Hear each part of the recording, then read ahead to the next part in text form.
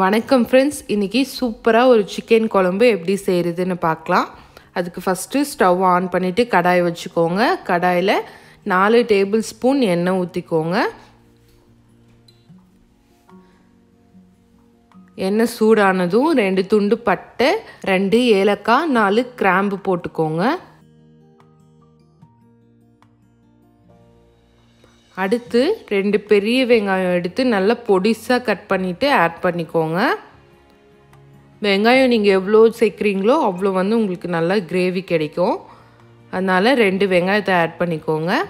வெங்காயம் வதங்கிறதுக்காக கொஞ்சமாக உப்பு போட்டுக்கோங்க. இப்போது வெங்காயம் நல்லா கோல்டன் ப்ரௌன் கலரில் வதங்கிடுச்சு.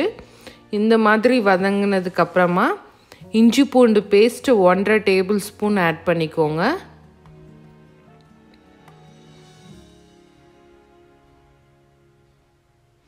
இப்போ இஞ்சி பூண்டு பேஸ்ட்டையும் நல்லா வதக்கிடலாம், பச்சை வாசனை போகிற வரைக்கும்.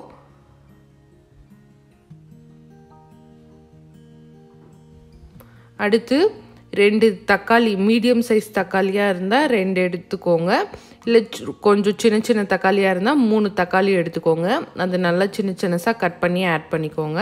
இப்போது மசாலா பொருட்கள் எல்லாம் ஆட் பண்ணிக்கலாம். ஃபஸ்ட்டு மஞ்சத்தூள் 1/4 டீஸ்பூன் ஆட் பண்ணிக்கோங்க. தனியாத்தூள் 2 டீஸ்பூன் ஆட் பண்ணிக்கோங்க. காரத்துக்காக 1 டீஸ்பூன் மிளகாய்த்தூள் ஆட் பண்ணிக்கோங்க. கரம் மசாலா 1/2 டீஸ்பூன் ஆட் பண்ணிக்கோங்க. தேவையான அளவு உப்பு ஆட் பண்ணிவிட்டு இந்த மசாலாவோட பச்சை வாசனை போகிற வரைக்கும் வதக்கிக்கோங்க.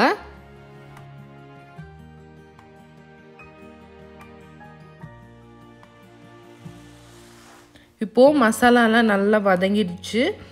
இப்போ சிக்கனை ஆட் பண்ணிக்கலாம்.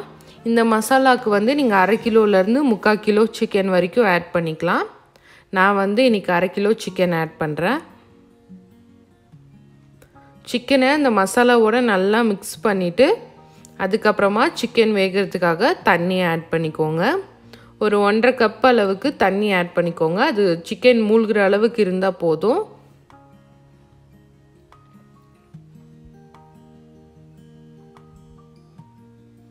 தண்ணி ஊற்றுனதுக்கப்புறமா ஒரு முறை உப்பு காரம் எல்லாம் இருக்கான்னு செக் பண்ணிவிட்டு அதுக்கப்புறமா இதை க்ளோஸ் பண்ணிவிட்டு ஒரு 15 நிமிஷம் குக் பண்ணிக்கோங்க. நடுவில் அப்பப்போ ஓப்பன் பண்ணி மிக்ஸ் பண்ணி விடுங்க. சின்ன சின்ன பீசஸாக இருந்தால் 10 நிமிஷத்துலேயே குக் ஆகிடும். இது கொஞ்சம் பெரிய பீசஸாக இருக்கிறதுனால நான் 15 நிமிஷம் வேக வைக்கிறேன். பாருங்கள், 15 நிமிஷத்துக்கு அப்புறமா இந்த மாதிரி குழம்பு நல்லா திக்காகிடும். நம்ம ஊற்றுற எண்ணெயெல்லாம் மேலே தெளிய ஆரம்பிக்கும். அப்போது அதுக்கு மேலே கொஞ்சமாக கொத்தமல்லி தழை தூவிட்டிங்கன்னா சூப்பரான சிக்கன் குழம்பு ரெடி ஆகிடும். இந்த ரெசிப்பியை கண்டிப்பாக உங்கள் வீட்டில் ட்ரை பண்ணி பாருங்கள், ரொம்ப நல்லாயிருக்கும். என்னோடய வீடியோஸ் உங்களுக்கு பிடிச்சிருந்தா என்னோடய சேனலுக்கு சப்ஸ்கிரைப் பண்ணுங்கள். பக்கத்தில் இருக்க பெல் பட்டனையும் கிளிக் பண்ணுங்கள்.